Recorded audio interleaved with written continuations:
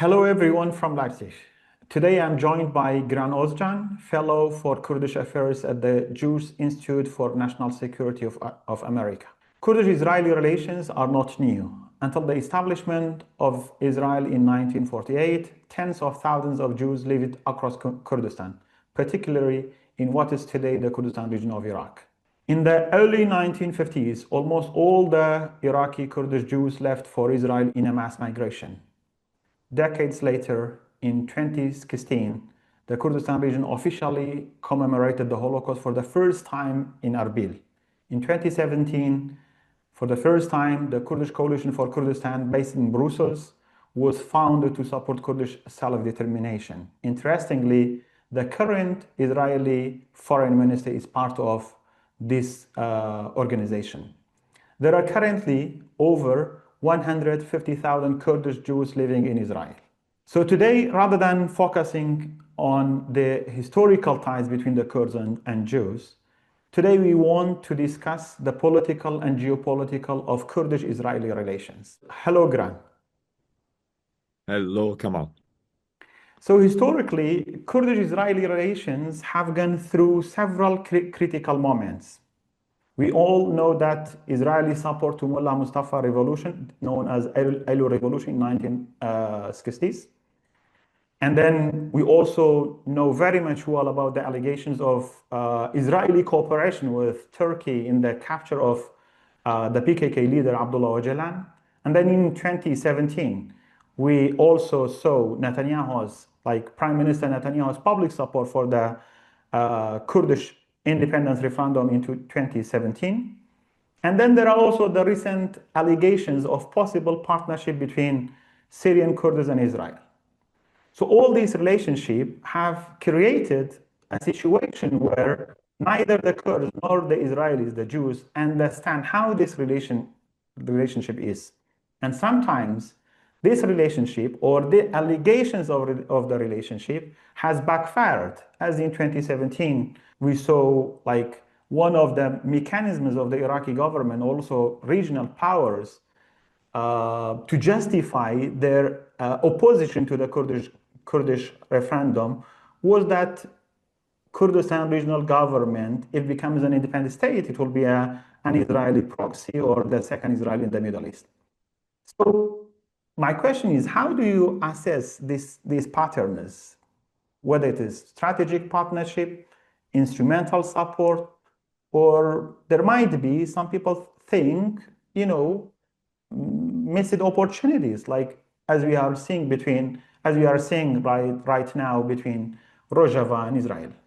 So I think the relationship between Jews and Kurds, first and foremost, is a question of history between relations between ancient peoples of the Middle East. I mean, these peoples are indigenous to the Middle East, and having contact and having relations for thousands of years is part and parcel of being indigenous to that region, just like other indigenous peoples of the region who have had contact with each other for thousands of years. These two peoples also have had contact, have intermixed. And as you quite rightly said, there are hundreds of thousands of Kurdish Jews dotted around the area, but now predominantly inside Israel.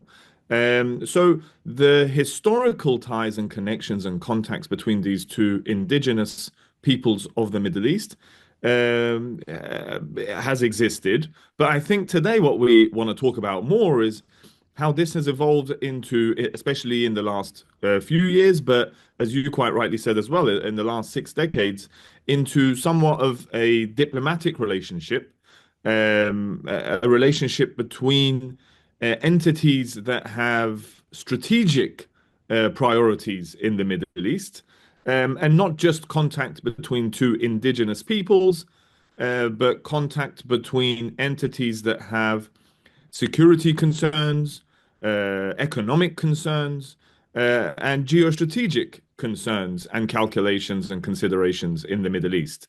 So taking it from a historical relationship between two peoples to what we currently see today is very important, I think, in what we want to discuss. Because even the relationship up until, I would say, Foreign Minister Saar's announcements were pretty much reported relations. You know, they weren't publicly acknowledged relations. Or when you went all the way back to Mullah Mustafa Barzani, that relationship and that connection has never been publicly acknowledged by either side.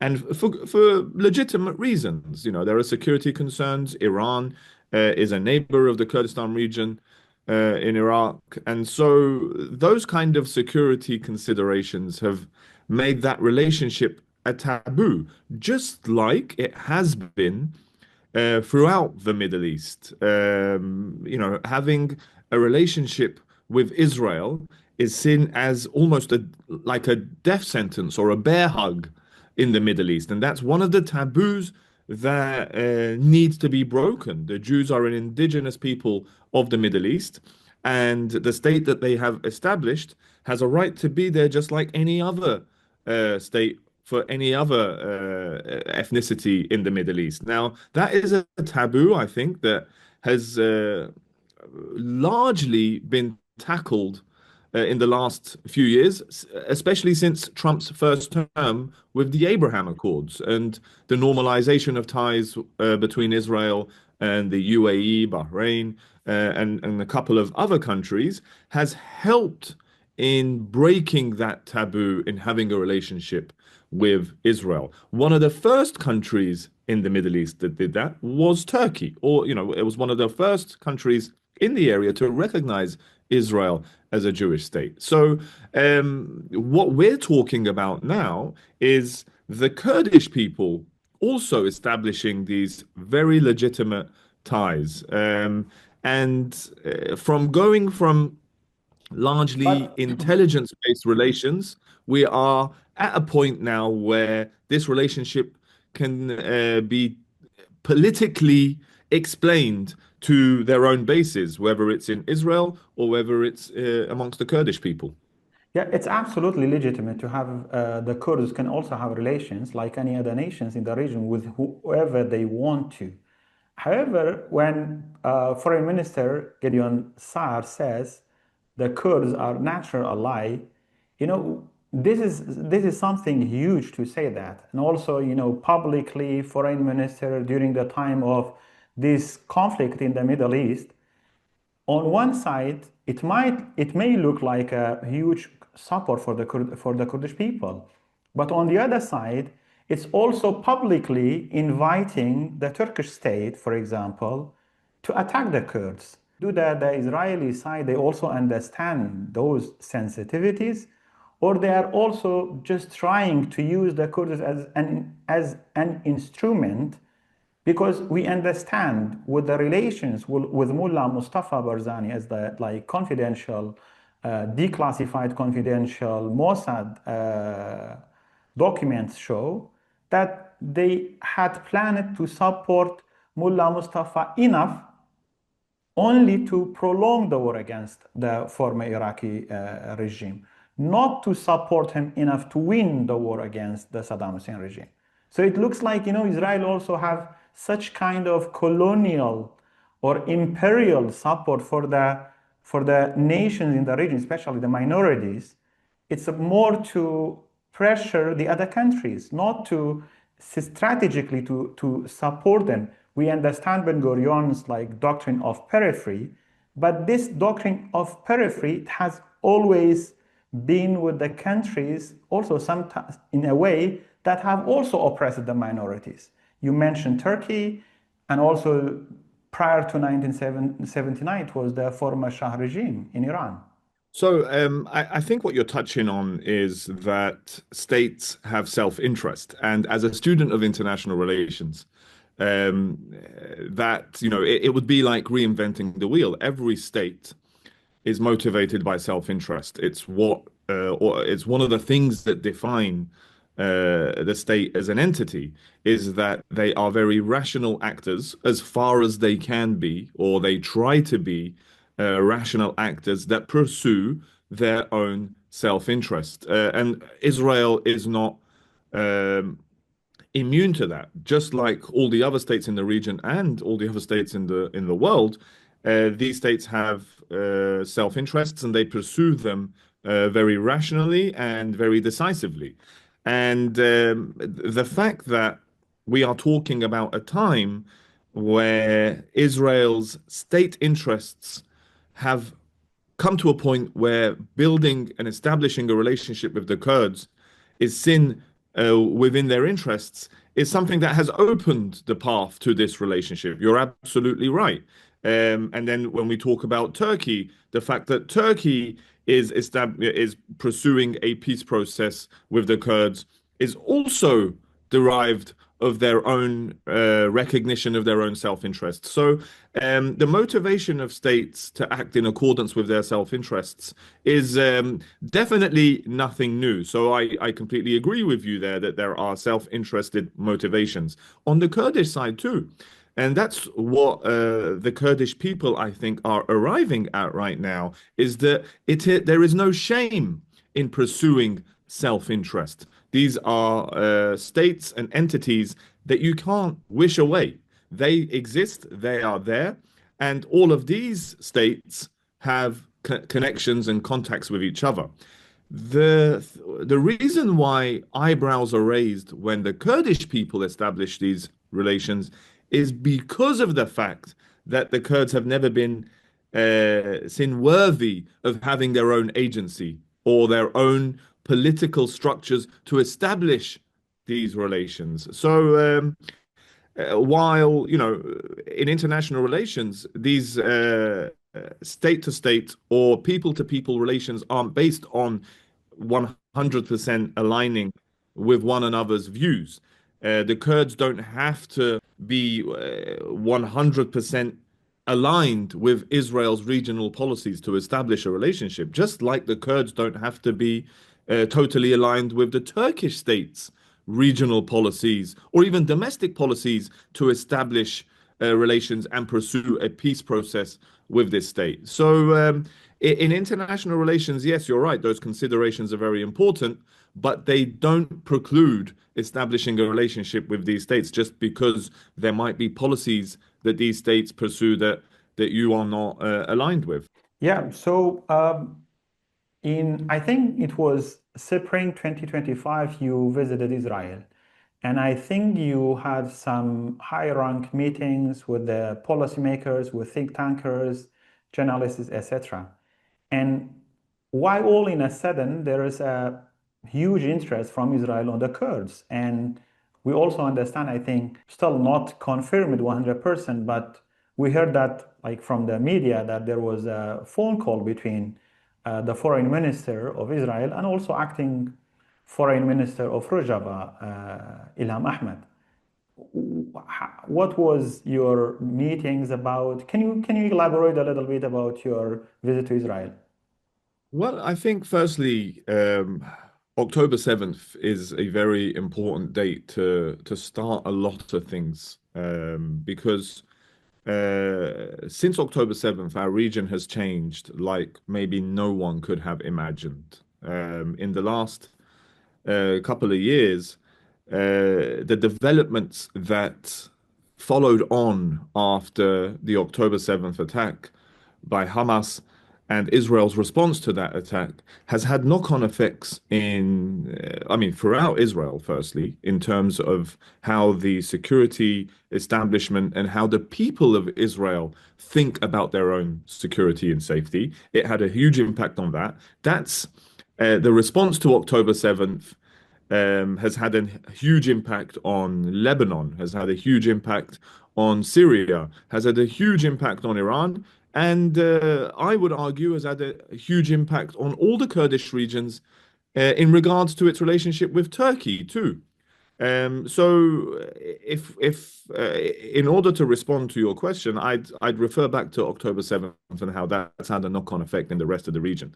Now, the knock-on effect it's had in Syria is the Assad dynasty fell according to me, as a huge and significant result of the weakening of Iran and its proxies throughout the region. So its inability to prop up Assad anymore led to the Assad dynasty's fall, which has now thrown Syria into a whole new environment in which the Kurds and the governance structures that they were able to establish during the Syrian civil war and their political will, they're going to be a significant part of the future of Syria. You know, we're expecting a deal between Damascus and the autonomous administration in the northeast to be announced in the next few weeks. And so, looking at the future of Syria, the Kurds are going to be a legitimate and significant part of the future of that country.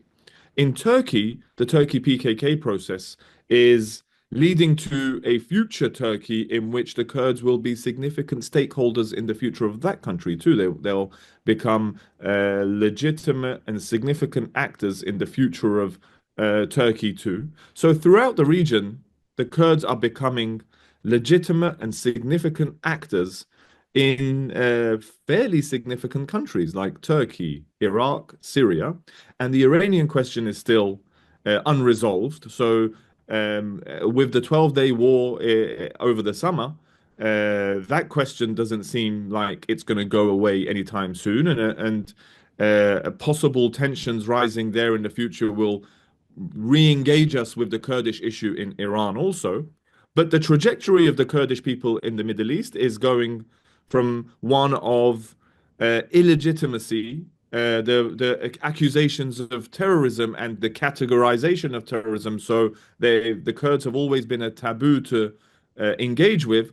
But suddenly now, in all of these countries, in Iraq, since the first Gulf War, the Kurds have had legitimacy and have established diplomatic relations. But now in Syria and in Iraq, in Syria and Turkey, the Kurds are now coming to a platform where they are increasing their legitimacy and establishing diplomatic ties with the rest of the world. So, in that regard, for Israel to disregard these developments and for Israel to turn a blind eye to these developments doesn't seem very logical. And with the current occupiers of Damascus being jihadis. These people are verifiably Al Qaeda affiliates that have changed name, that have changed their presentations to the rest of the world. But from what we've seen in the way they operate in the last 12 months since taking power in Damascus, old habits don't die very quickly. And the jihadi mindset is still very, very strong amongst those people who are running the Syrian state apparatus in Damascus right now. So it is well within Israel's right to engage with communities in Syria that respect the Jewish people, that respect and believe that the Israeli people have a right to be in the Middle East.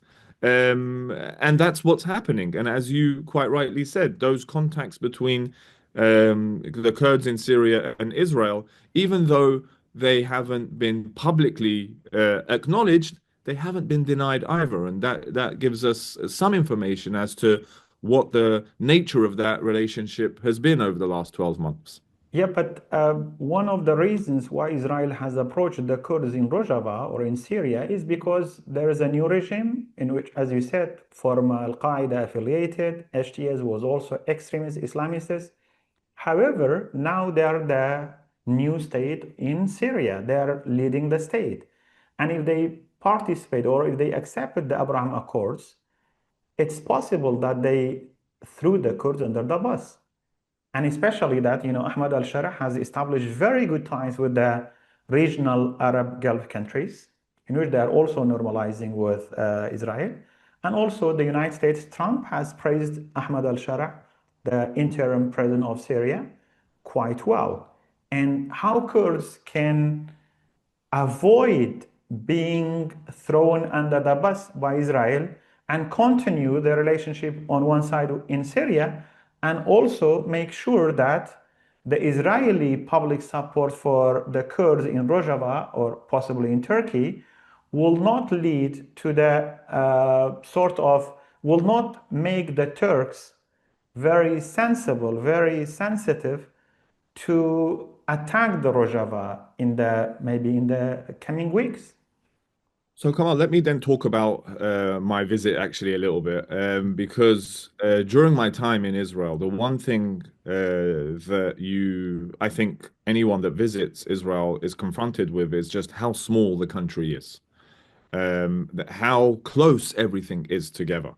And one thing that I think October 7th has really uh, created in Israel is that there will no longer be tolerance for risk, especially risk sacrificed for realpolitik. And what I mean by that is that Israel is not going to have faith in people with a jihadi mindset who sincerely believe in the destruction of Israel, as you saw on December 8th in the anniversary of the fall of Assad.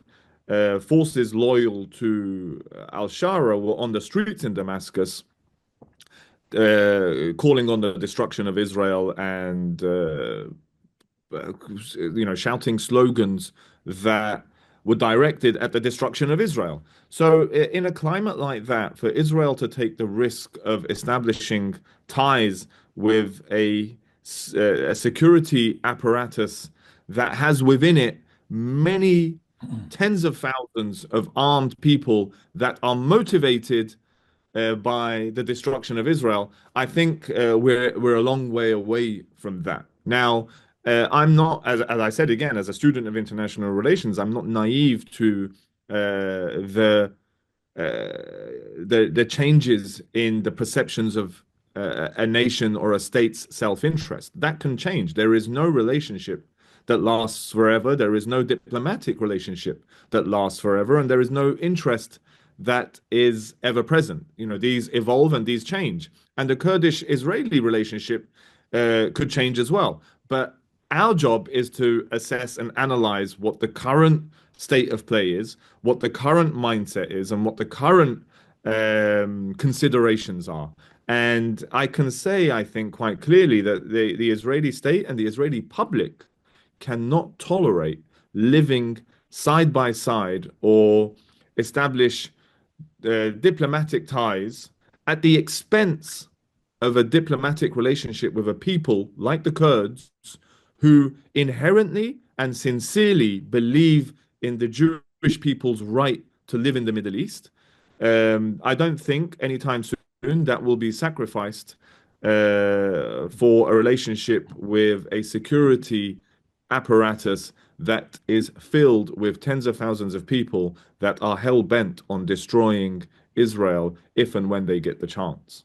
Yeah, so in general, you are totally right. The Kurds believe in the Jews' right to live peacefully with the Middle Eastern nations.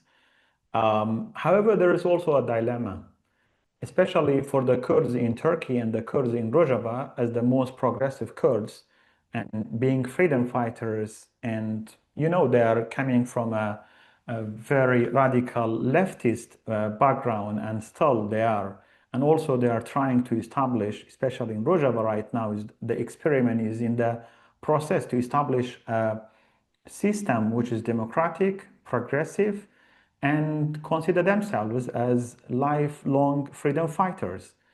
However, on the other side of Israel, we are currently seeing a government led by Netanyahu, which has already committed a genocide. And on the Kurdish side, this is a dilemma. How for the Kurds can process this kind of relationship with Israel if this relationship from rhetoric is translated into reality. So I think that dilemma exists for the Kurdish people, and especially, you quite rightly said, the political movement that dominates Kurdish politics, both in Turkey and in Syria. This is an ideological dilemma, of course. But when we need to understand it in this way, and I think in the first part of the program, I also mentioned that establishing contacts, establishing diplomatic relations with external entities does not necessarily mean that you are fully aligned with that entity's policies. Now, let's give Turkey as an example. Right now, the Kurds of Turkey and the Kurds of Syria are in the process of making a Turkish state that has genocided them, let alone an external issue.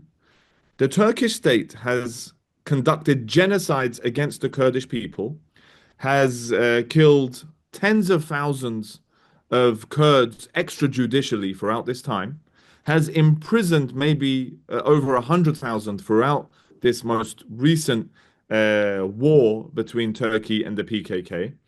And yet, the Kurds in Turkey want to make peace with this state. So, the crimes committed by a state also doesn't preclude you from establishing contacts with that state.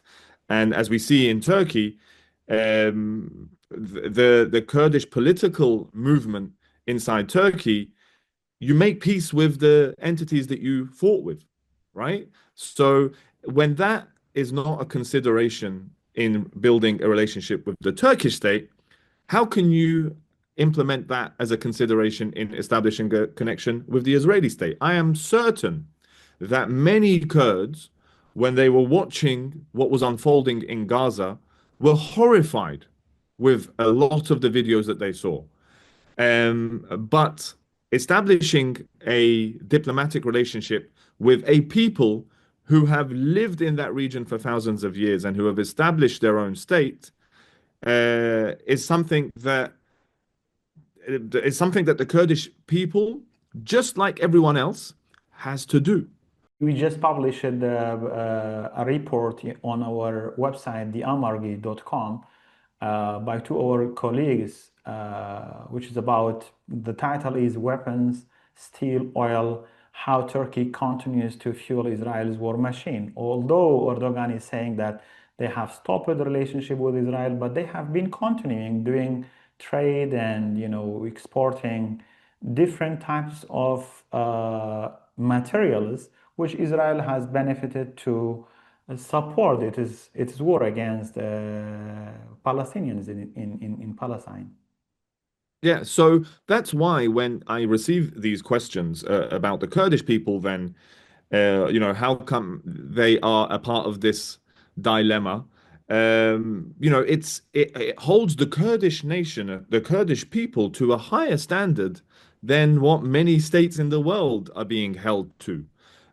So, it severely, for me, it severely disadvantages a people who have already faced multiple difficulties in establishing legitimate relations with the peoples of its region, but with international peoples and powers too. And as you quite rightly said, these countries who are very critical of Israel's policies and the way Israel conducted its war in Gaza, but yet continue their economic and diplomatic relations with this country. So we can be critical of the way these relations are handled, but we can't force a people to preclude or end their relationship, especially one that currently, still to this day, faces genocidal policies from many sides, as of now, still to this day. Yeah, so Gran, so I will have maybe one last question about, now Israel has been a hegemon in the region, but now especially after the 12-day war with Iran, Israel has become a hegemon, and also like attacking Hamas leadership in Qatar. Israel has played as a superpower in the region. And it seems that Turkey, they are really afraid, they are scared that the Israeli-Kurdish relationship will lead to the division of Turkey. And that's why one of the reasons that someone like Devlet Bahçeli comes up with the idea of, as they said, free terror Turkey, or as the Kurds say, a free fascism Turkey, which, a democratic Turkey. So how do you assess the Turkish fears of the Kurdish-Israeli relationship that may lead to the division of Turkey? Well, I mean, we talked about states' self-interests, but I think we need to also talk about threat perceptions. States' threat perceptions and what they see as a threat to their own national interests. And something that the Turkish state has feared for a long time is firstly, the existence and the acknowledgement of the existence of the Kurdish people has been an age-old fear in Turkey. And there isn't an exact English translation, but in Turkish it's called the beka meselesi, which I mean loosely translates to existential threat. And Turkey's existential threat, or its perception of its existential threat, is the the acknowledgement of the existence of the Kurdish people somehow, according to the Turkish establishment, threatens Turkish identity and the singular identity that the Turkish state was founded on. And that's one of the contentious issues in the peace process right now as well. And how they overcome that is going to be very important to watch. But what this Kurdish-Israeli relationship does is takes that to a different level. In the Turkish establishment, the Kurds establishing relations with a regional power, which you quite rightly said Israel is further recognition that the Kurds exist, that they are a political entity, and that is being acknowledged by regional powers. This is very threatening to a Turkish establishment that has half of the Kurdish population within its own territorial borders. I believe that the first time this threat was very real in Turkey was when the US established connections and ties with the Kurds to defeat ISIS.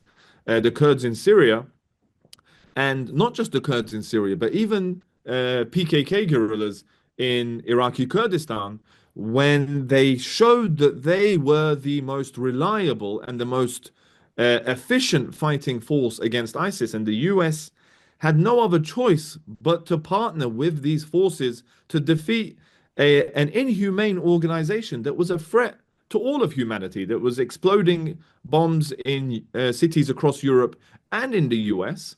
This was the first time that the Turkish state really feared that the Kurds were being acknowledged by international powers. And now the relationship with Israel takes that to a next level, especially with a regional power like Israel establishing these ties with the Kurds in the region, and not just, and they're not even in Turkey's borders, they're outside of Turkey's borders, but this still plays into an age-old fear in the Turkish establishment that if the Kurds receive acknowledgement, especially regional and international acknowledgement, then there is no way for Turkey to continue with its 100-year narrative that Turkey is just for Turks, that everyone in Turkey is a Turk.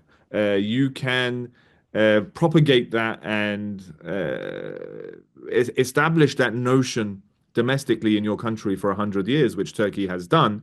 But suddenly, an organization like the PKK can erupt out of the Kurdish political movement in Turkey and fight for Kurdish rights. And then the knock-on effects of that can lead to the recognition of the Kurds in different parts of Kurdistan, like in Syria, like in Iraq, like in Iran. And now there is no way for you, as the Turkish state, to insist that Turkey is just for Turks and that everyone in Turkey is Turkish. That is the taboo, and that is the 100-year-old national narrative that is being broken now. And in the Turkish mind, I believe that this latest peace process is Turkey's attempt to get ahead of that wave. And we'll see, I think, in the next few weeks and months as to how Turkey proposes to do that. Giran Ozcan, Fellow for Kurdish Affairs at the Jewish Institute for National Security of America. Thank you so much for your time. Thank you, Kamal, and thank you, Amargi, and congratulations once again. Thank you so much. And dear colleagues and friends, I hope you will have a good time during the Christmas holidays, and I wish the new year will bring peace, security, and prosperity for all the nations around the world, and especially in the Middle East.